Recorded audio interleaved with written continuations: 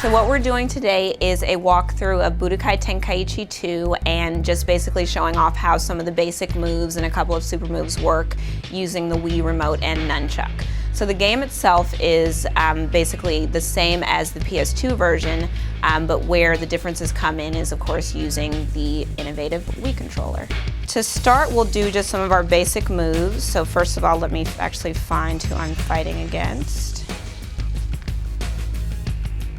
So just dashing around you do by moving. If you have a character you're dashing towards, you can wave the nunchuck in a downward motion without even pushing any of the buttons. To fly up or down, you use the nunchuck and go up and pushing the C button, or nunchuck down. But let's go ahead and find my opponent. So for your key attack, you use the B trigger on your right hand, the Nintendo remote. To give yourself a little more powerful key attack, you just hold down the B. Something that's also important is you'll notice that there's this yellow kind of cursor on the screen, and I found that that's probably one of the steepest learning curves with the Wii, is that as a gamer you're probably used to kind of moving your hands around, but in this instance having the cursor on the screen actually changes gameplay, because if I wanted to block, for example, I would just take the cursor up and out, and that puts them into a blocking position. And you'll notice that the HUD in the bottom right changes to show that you're actually in a block position. And when you're on screen, you get a green versus the blue when you're off screen. So again, I'm just going to dash towards them using my nunchuck and waving down. And then I'll back up and actually show you a super dash if you wanted to get to your opponent more quickly.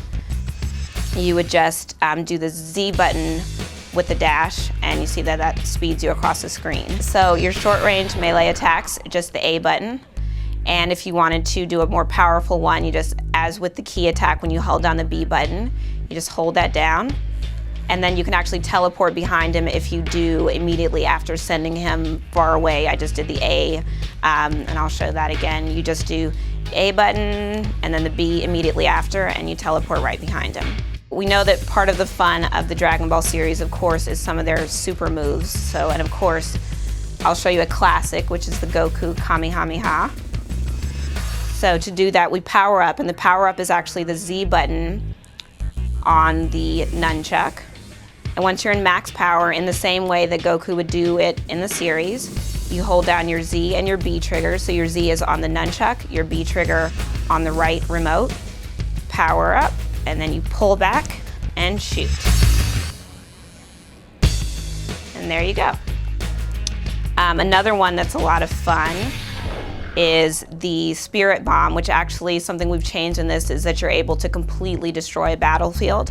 So to do that, I'm just doing, I'll start by first getting Goku ready, and so that's the Z and the down on the D-pad. Then I power up all the way. And then in the same way that he would do a Spirit Bomb on the show, push your Z and your B, and hands up and down quickly.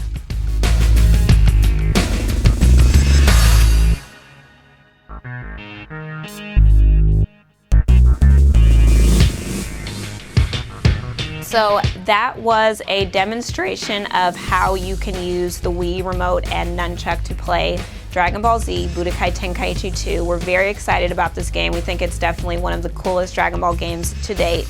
So it will be available on PlayStation 2 November 7th, and will be shipping in launch window for the Wii the week of November 20th. So definitely check it out and be on the lookout for it.